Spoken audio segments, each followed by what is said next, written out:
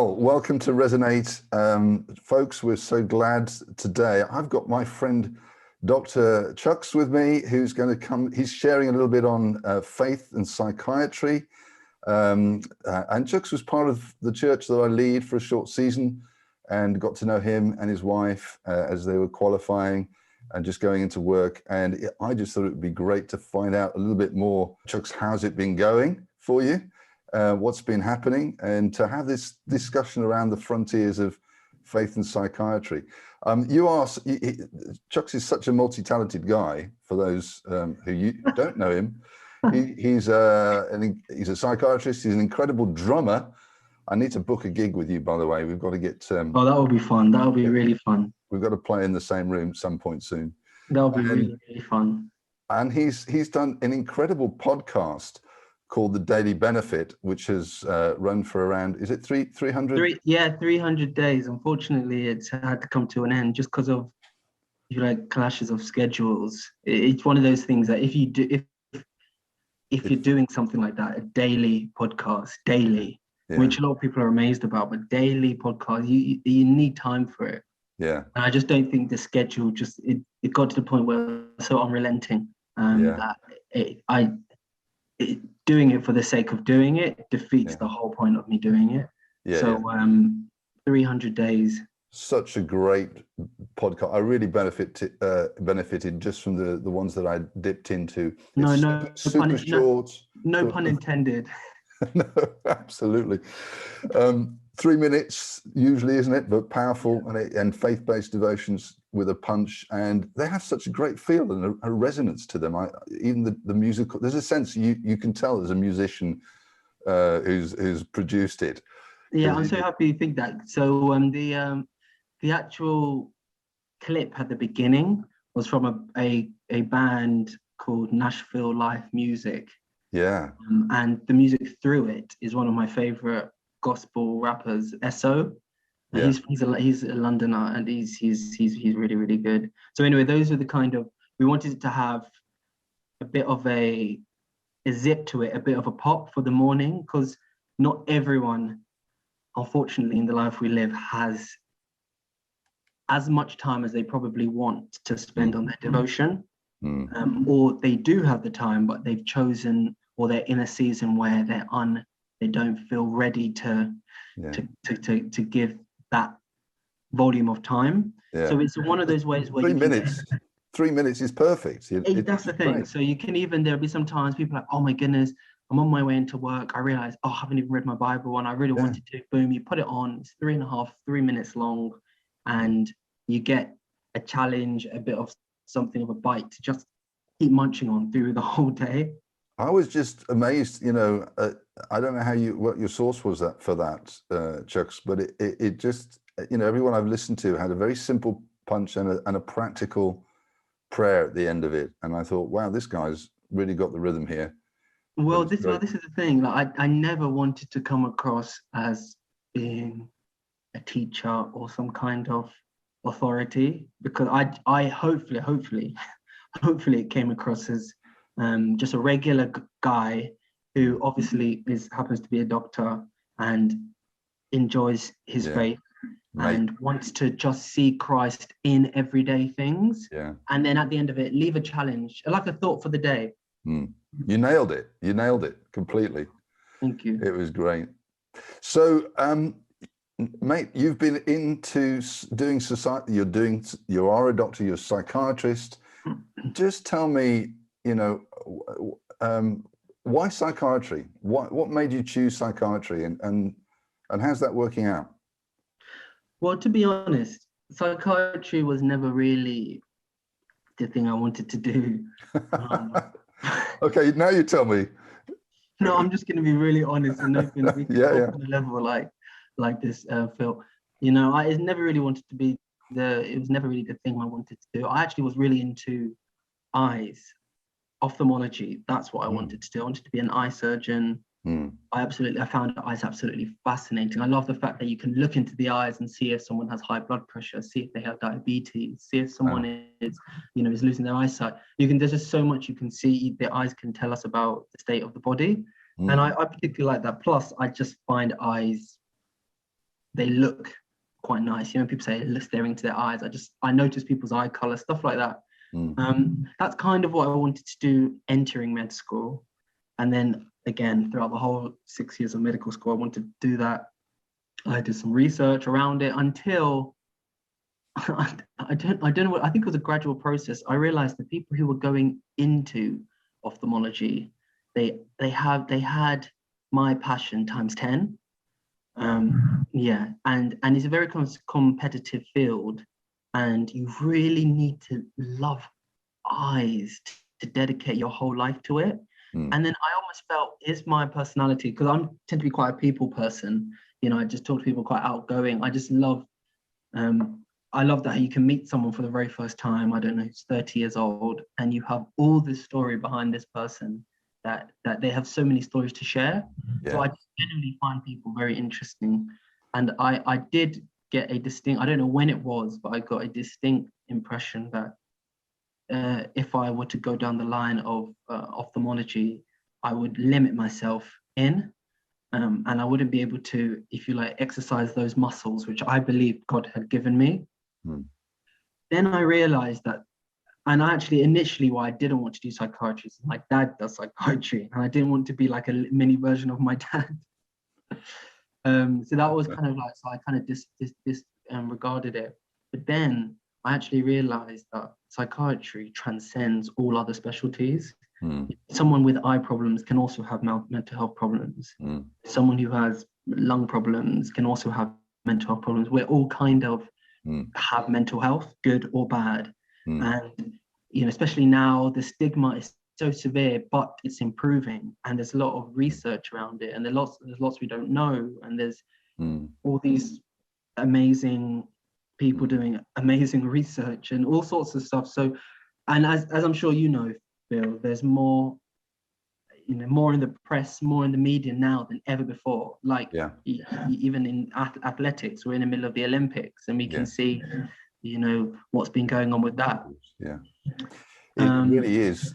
Mental health has come to the fore in so many areas, hasn't it? And I think that's really why I wanted to give a little bit of an outing in this Resonate context. But you know, that partly because almost every other student that I've talked to, when I've asked them what are they studying, has said psychiatry, and it seems like it's becoming such a popular choice for young people. That is very interesting, because I don't know which students you're talking to, but I think that's fantastic. Yeah. I think that is really, really fantastic. And I know there are certain universities that's a bit more of a priority. I know in Manchester, where I did my medical school, they did give good exposure to mental health. I know some universities don't. Yeah. They just don't. No. But it just seems that so many of those young people that I've chatted with have, you know, it's just, somebody was about to tell me what they were going to study, and I said, don't tell me psychiatry, and she laughed. She said, how did you know?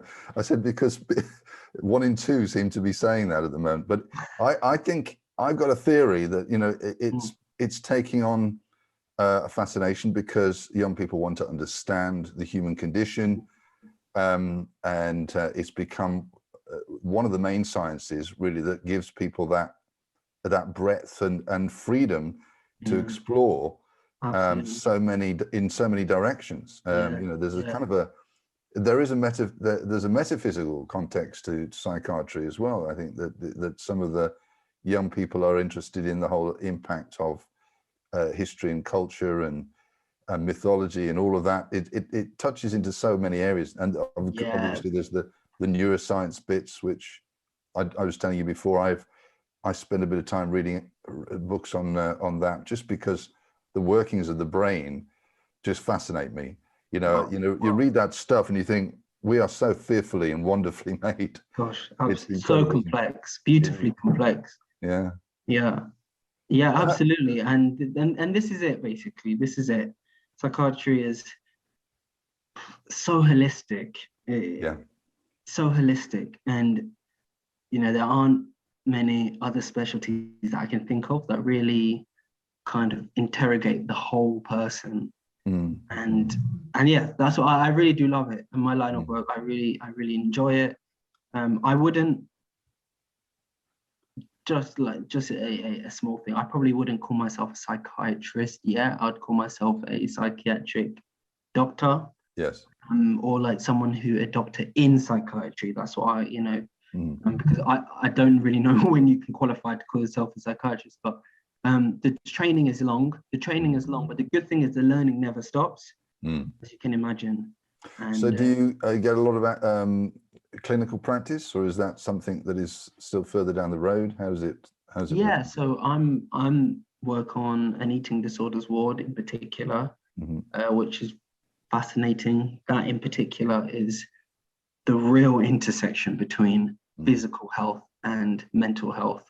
I think it is quite extraordinary line of work. So yeah, I do that. I'm the ward doctor on my ward. So yeah, clinical work is kind of what I do. It's the bread and butter of my day job. And I work with a consultant. So it's us two. We're the only doctors in the building.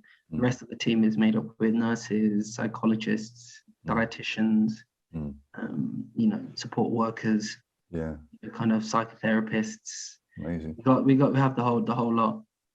Yeah, just the capacity, I think, to take on board there's so many disciplines, but also it seems to me just that listening to people really well is such that's part of psychiatry, and it's part of leadership generally. And I think that's why in some ways I was interested in the crossover between faith, leadership and psychiatry.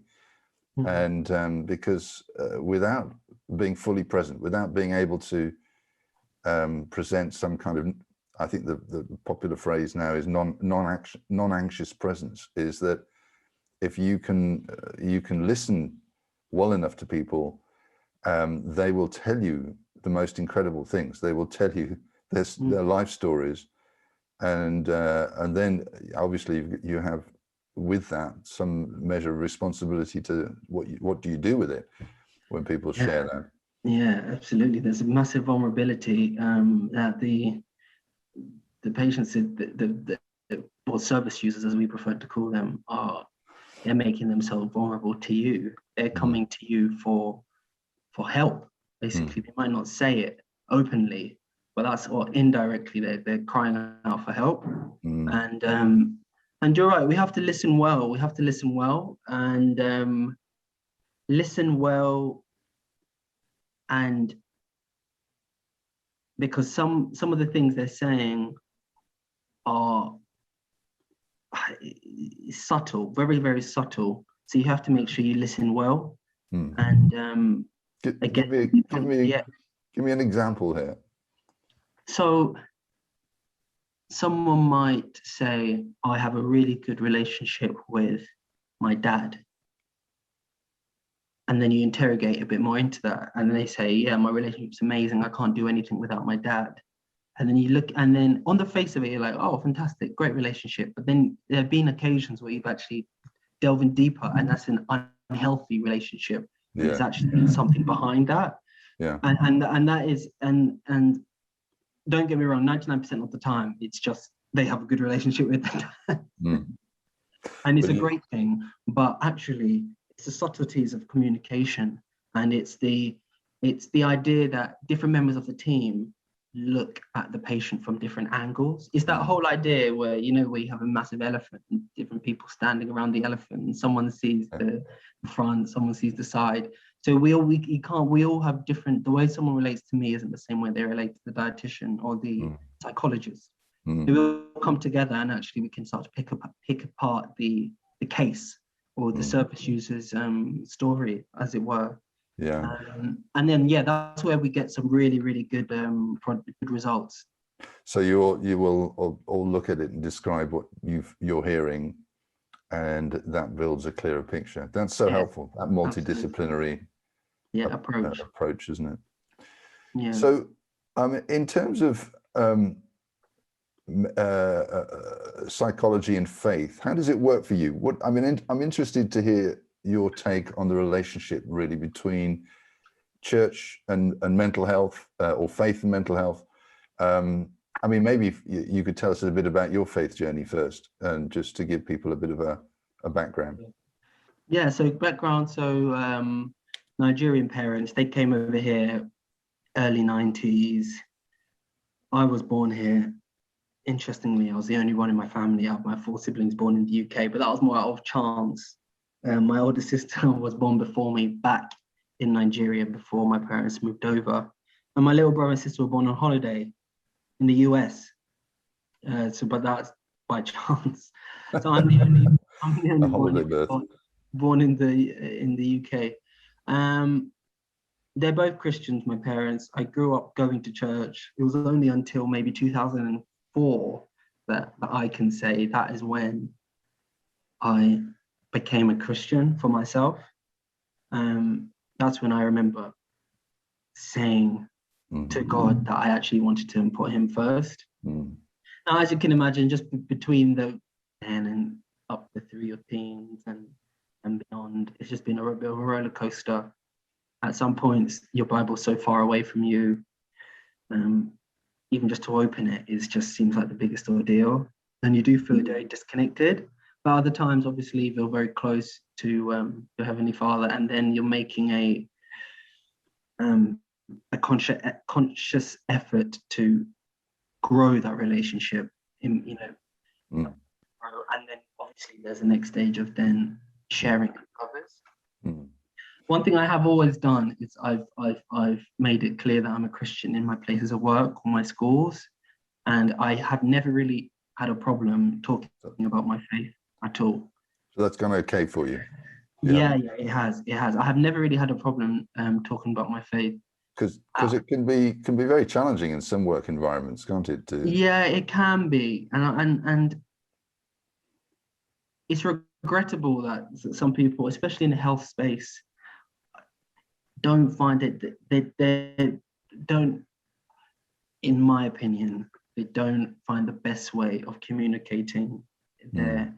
And I have seen really bad examples of it. Yeah. I'm not saying I'm perfect by any means, and I know some people, like my wife, I always say she's so much better than me at the way she kind of explains her faith and talks about it with others. But I haven't really ever had a problem doing that. But you're right, in the health space, there are certain things you can and cannot do, and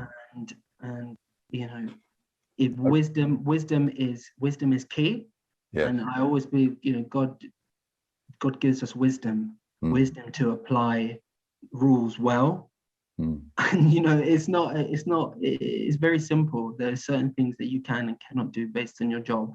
Yeah. And that doesn't mean you're any less or any more of a you're only at work for X number of hours. You can still impact people outside of the 4 walls of work.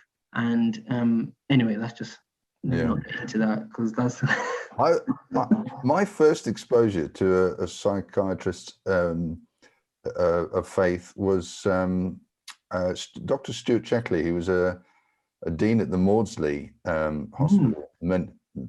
This is going back quite a few years, when I was first starting out leading a church in Camberwell, and they put a conference on called Faith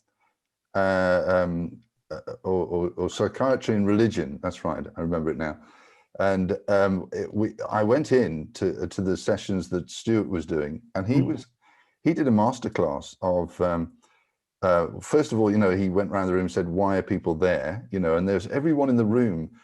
There was about 30 people in the room, and they all went around, and there was this complete range of people, from atheists that thought that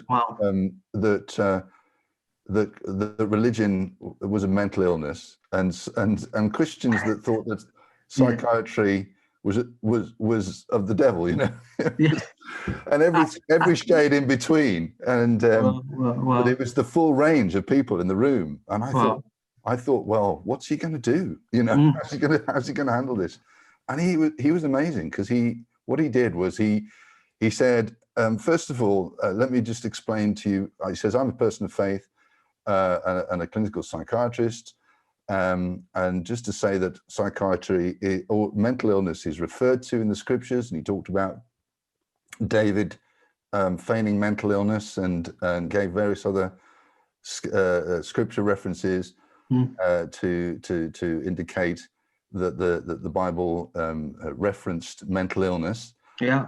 And then he went the other way. He said, but as a person of faith, I found that, that as I pray in my faith, that I find it particularly helpful. And he just basically gave a short teach on what a word of knowledge was. And I thought, wow, this is amazing.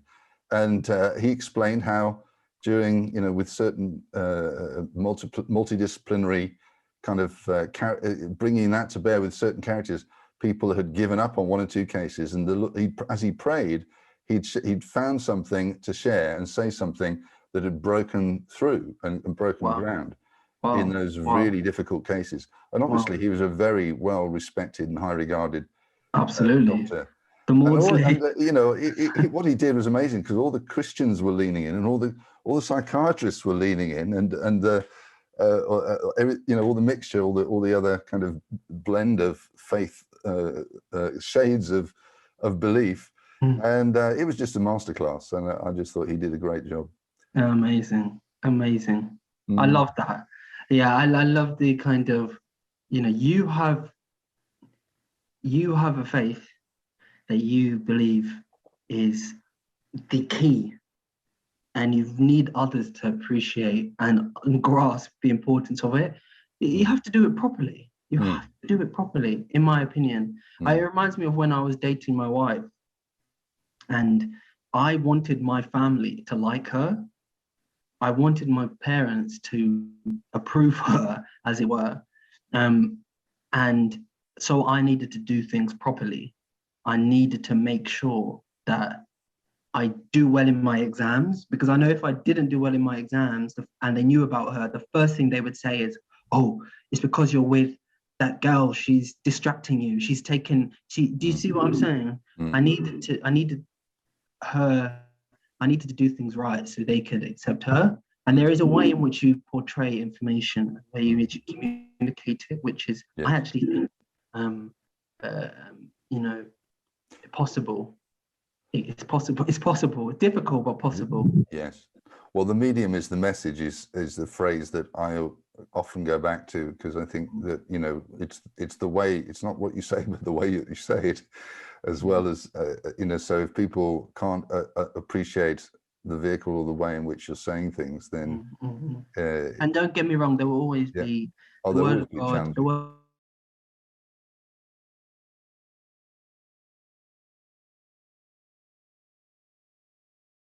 Fierce. The word of God is absolutely, it's fierce, and whether you like it or not, to do. It will convict people.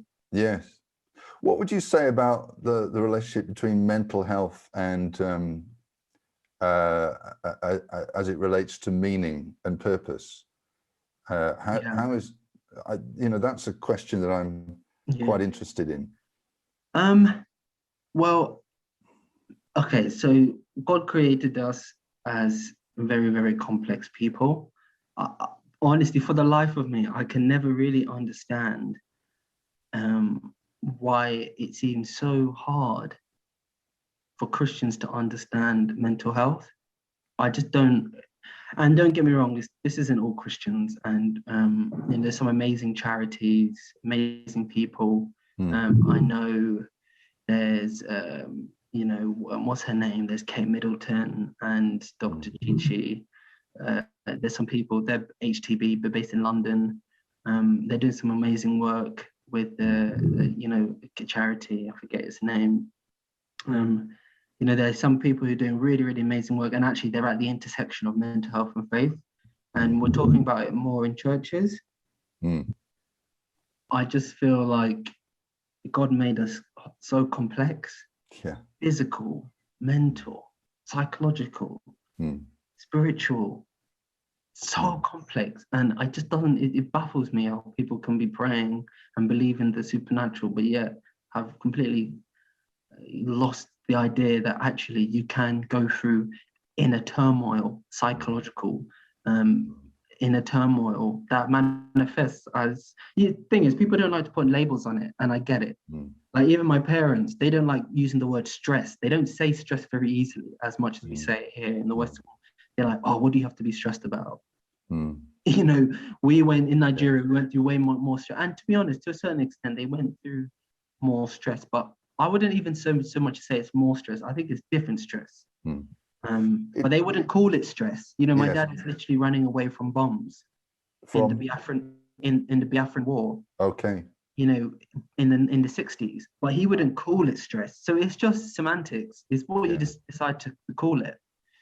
But it, you know, it's. But language is. Don't you think, Chuks, that a language is very important, isn't it, in relation to people taking on board things? I mean, a big hero of ours, and we're going to do an interview with him in September, is a chap called Peter Scazzero, who leads a church in Queens in New York. And he's developed a thing called emotionally healthy spirituality, kind of series of teachings and inputs, which I think helps give language to, particularly to churches and people of faith, because as you're saying, you know, there's a whole wing of the church, isn't there, that struggles to have language or to legitimize certain language, and it's partly due to the fact that there isn't that much clear teaching that is out there in relation to the to emotional the emotional realities of life. And you know, Pete's big thing is very clearly, you can't be spiritually mature unless you're emotionally mature. And that's a very simple statement, which we would acknowledge, but it's a bit of a revelation to some people. And I think you have to unpack it, obviously, what do you mean by emotionally mature? But then when you start to unpack it, then you're discussing and realizing that you're talking about the whole psychological growth and development from a child upwards, that beautiful complex way in which we develop. So I think, do you think that there's a sort of this gap between the you know, what has happened in certain sections of the church is that there hasn't been that that holistic perspective that you were referencing earlier? Basically, absolutely. There hasn't been. We don't talk about it enough. I guess the idea of, you know, you can. I think some churches, some denominations, I don't know. Do you get the impression it's a theological thing? Because there are some ways in which people view the scriptures. You know, God, you're a victor. Victors don't lose. They're not defeated by physical or mental illness.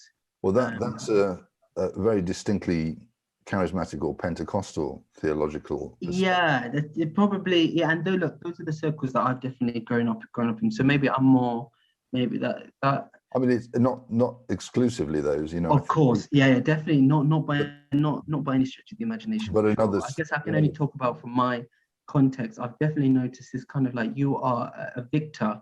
You know, why are you down? You're an overcomer. You've won. You know, God has you have the victory in Christ. And to be honest, all these things are great. Look, personally, I find it that I draw nearer to God, and I'm like, in my vulnerability, in my humanity, you are still enough. I think for me that's more powerful than going around as if I'm some kind of flawless human being who's. Well, there you've got. It's that language of vulnerability, isn't it? That is there's definitely a theological hurdle for certain people to be able to say, okay, well, I'm going to be vulnerable in humanity. To use that language isn't something which with some groups on some wings of the church are not used to. Absolutely. I find it difficult, though. I find it really difficult to reconcile with that, because you have so many examples in the Bible. You mentioned David already. Talk about Job. Job. The Bible didn't say depressed, but if he wasn't depressed, well, who was? I mean, he's the epitome of depression. And the guy was so low. You're talking in the New Testament. You have people, some of the stuff that Paul on his travels, that he went through when he was in prison, and there was like the guy was in prison for years. Yeah. I just, for me, it doesn't really make the most sense. That I understand that perspective, and I guess to a certain extent I'm used to it because that's what I grew up in. But I guess the more I've read the Bible, the more I've realized that Jesus didn't shy away from talking about emotions. He engaged with it. He interacted very intimately with his emotions. He cried when he had to. He poured himself out. He was like, enough of this. I'm going to spend some time by myself to just refresh. Well, that's your constant theme, I think, which is great in the Daily Benefit. You know, I think that, and I think, I mean, one of the things that I was speaking about at a conference recently is Sabbath and rhythms. And I think I said something on I made a guest appearance on your podcast, didn't I? Did I? Yeah, you did. That was a fantastic. Mentioned on that one. But the whole thing of, you know, I think what has happened is that the West has kind of abandoned its Sabbath value. You know, the idea that we're not made to work, or we're not made to work 24/7. That's for sure. Yeah, and it's crazy to me. It's crazy to me how it's so. I want you to imagine this creation, such a very basic story, basic story. And throughout the Bible, we talk about Sabbath, but it's only until millennia later we realize the importance of that. You see what's happening now with social media and with TV and the culture, the fast-paced culture. I finished reading, you probably read it, I finished reading John Mark Comer's book about the ruthless elimination of hurry, and he's obviously talking about the intensity of people literally have no time to relax. They're constantly, their timetables are jam-packed, they're watching TV, they're on calls with friends, they're going out socializing. No concept of true rest. And I think God had it right from the beginning when he said, take a whole day off. And it's not just take off mindlessly, take a day off to actually reset, spend time with me, like recalibrate. And look, I don't do a Sabbath. But it's something that my wife and I constantly talk about. Sometimes we go through spells where we actually like, you know what, we need a month where we're just going to set aside every Thursday, every Saturday, and just give it to God. Just take time out from this crazy world. This is the one theme that I'm finding whenever I speak on Sabbath. Everybody, whether they are believers or non-believers, they lean in because we just speak about rhythms, about working from a place of rest. And it is clearly, it's, you know, it's the third commandment. It comes above, don't kill and don't commit adultery. But I think we've somehow consigned it to the Old Testament. It says, no, we're living in the New Testament now. We can work until we drop. I don't know what it is, but there's something that we fail to recognize, that the reason God gave it and says, remember the Sabbath, is not a law for anything other than our own mental health and spiritual and emotional health. So I say to people is that Sabbath is God's gift to our emotional and mental health. And this is where this whole discussion, it comes together so nicely. It's literally the interaction of our faith and mental health. You know, God has acknowledged that it's so important, and he said, rest. I mean, the number of times he says, just take some time out. This is why in the line of work I do, the amount of staff who are going off, burnt out, patients who come in so unwell because of burnout and just like life stresses and traumas. You have this whole COVID period, which has been an absolute nightmare for eating disorders patients. They've been one of the worst affected in the mental health arena. And you know, the number of referrals we're getting is it's through the roof. It's through the roof, and I'm not hearing it in the news. I'm not hearing it around because there's lack of funds, there's lack of resource, and it all comes from a point of actually take a step back. How did it all start? How did it get this bad? And I think these are the questions we need to be asking. Definitely. I think that's the question that I'm trying to tackle with, certainly with those that I have any ear with, is that, you know, our basic design and bodies are designed for fruitful work, but not work that stresses and kills us. You know, we've got to work within the safety margins. Yeah. And but certainly that rest and contemplation, stop, rest, contemplate, take delight in whatever it is that gives you delight.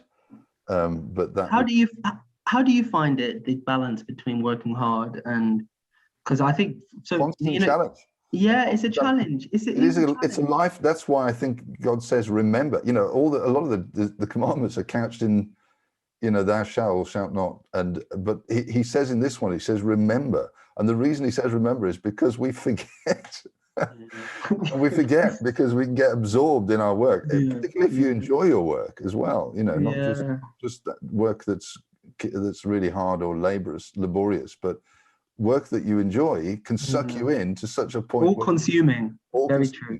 And I love my work, but so I have to keep pulling back, and that word you use, recalibrate every often, even in the day, you know, to recalibrate and say, listen to my body and say, well, what's going on? I think that, you know, God speaks to me as much through my body as he does through any other way. And that's, for me, become a key.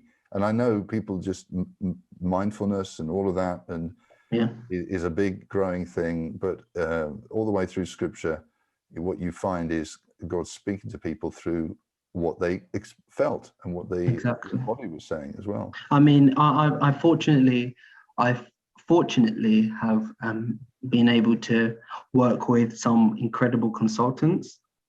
My one now, he's not a Christian, but he understands the importance of work-life balance, and it's critical because, as you know, in this line of work, it can eat away and eat away. Especially you go home, you come home, and your patient's on your mind. There's this idea that you're going home with all of their stresses on you, almost, and it's subtle. It's subtle and it's kind of unconscious, but there is a heaviness, which is actually why historically psychiatrists used to retire a lot earlier than the other specialties, because although we're not on our feet for hours and end in surgery, it's a different kind of surgery. There is still crazy amount of the mental rigors are severe, they're intense. And a lot of people, to be honest, can't handle it.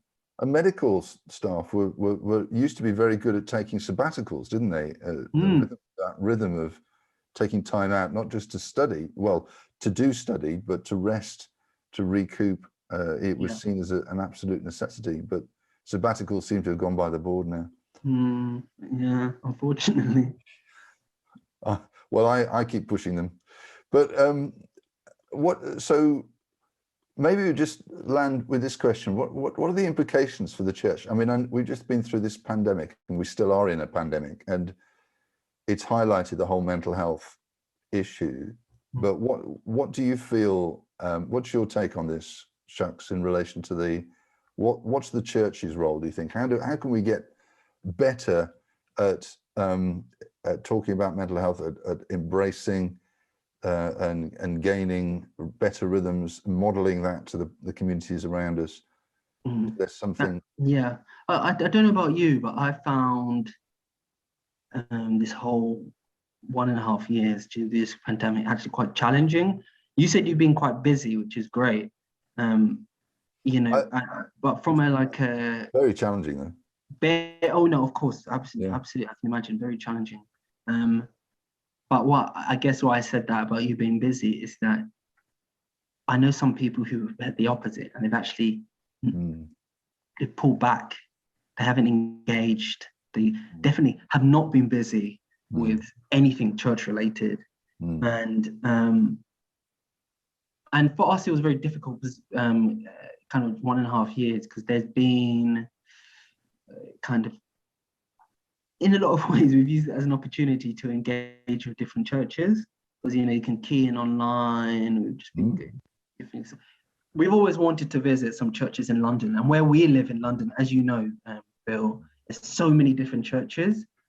Probably the highest density of churches are probably got to be. I don't know whether I'm right or not. Whether you'd probably know, but it has to be. There's so many. Well, there used to be. I mean, certainly during the latter part of the latter millennium, there was a church in every any building that had a spare room had a church planted in it in a particular space of time. Particularly, the incoming diaspora from Nigeria and other countries just planting churches in London, and it was a great blessing. It helped renew the churches, particularly the 80s and 90s. I think got a real boost from seeing so many churches planted. Absolutely. This area. So this is one of those. We thought actually this is a time where, like I've already mentioned, we're just reflecting,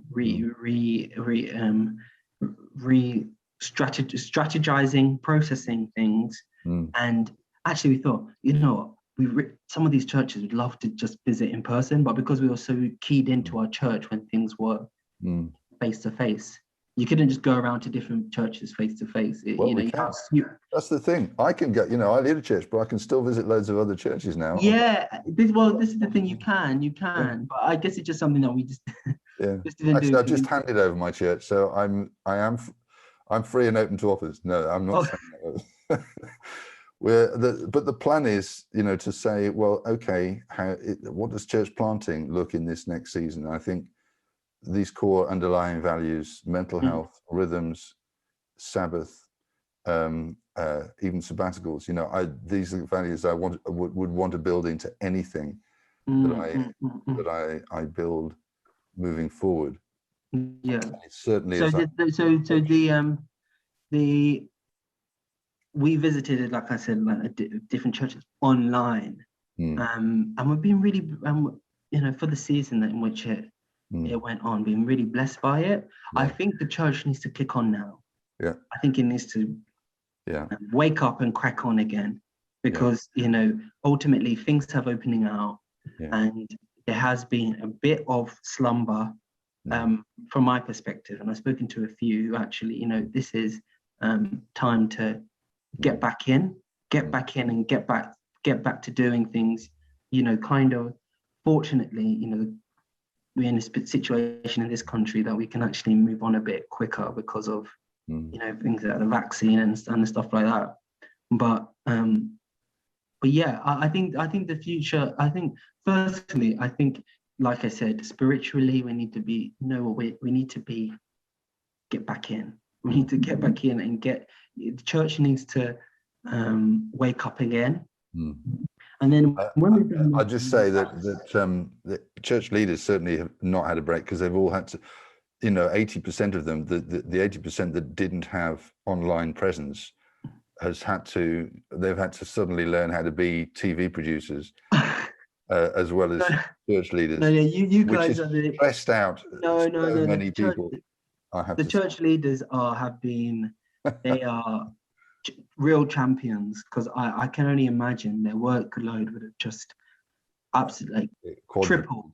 Because if you I liken them to teachers, and I know a few teachers in a few families are teaching them. They have to start doing these online lessons and all this stuff that they really didn't sign up for. They're built to teach, not to be they have messages to share, just like pastors and teachers, and to do all this, I think it was remarkable.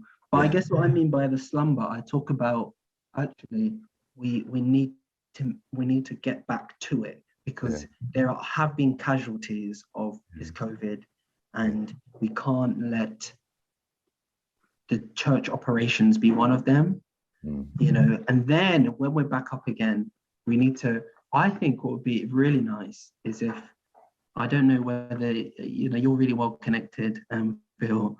There needs to be more discussion somehow on mental health, and not just any mental health, but mental health what it looks like now. Because COVID has been a nightmare.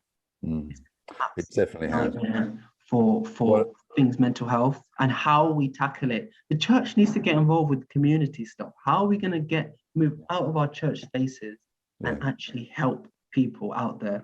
And my wife and I, we're really big on that. Churches that have a community focus. Kintsugi Hope mental health groups are a great initiative by my friend Patrick Regan. What's it called? Kintsugi Hope. Kintsugi, you know, where that Japanese art where they remake bowls with so that the cracks are filled in with gold.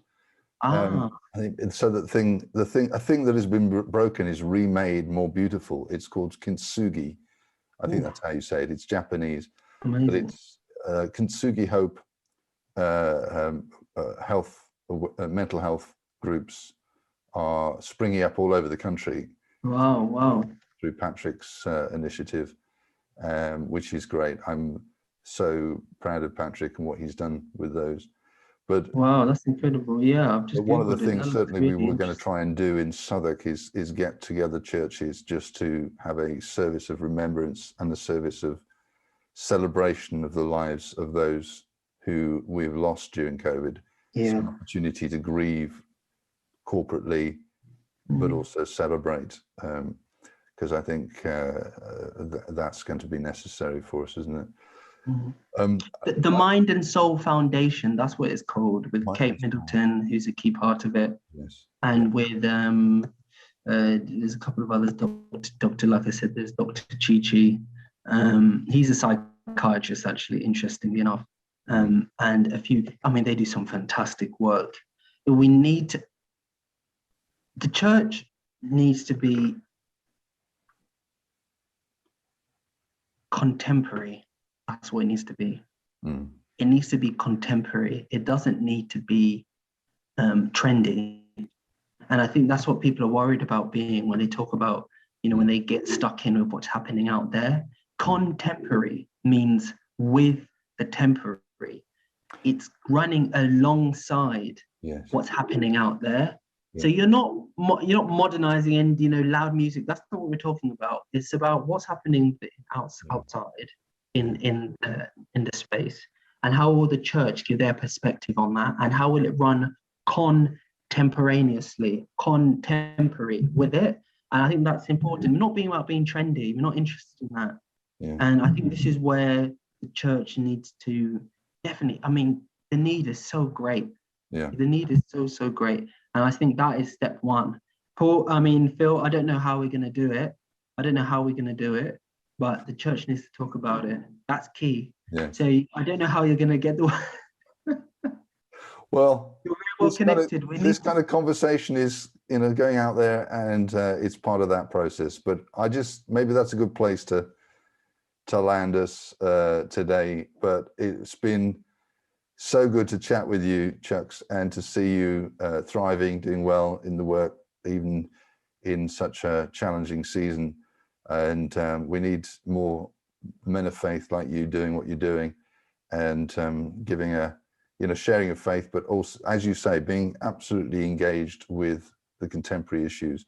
I do thank you for your amazing podcast, and I'm going to put the details of it in the bottom of this Resonate today. But, thank you so much for having me. It's always great talking, Phil.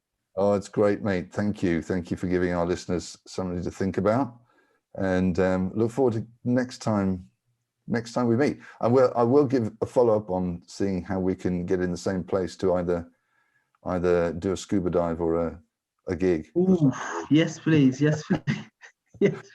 Love to Hannah, and we'll see you. We'll see you. Thank you. Thanks so much. See you. God bless. God bless.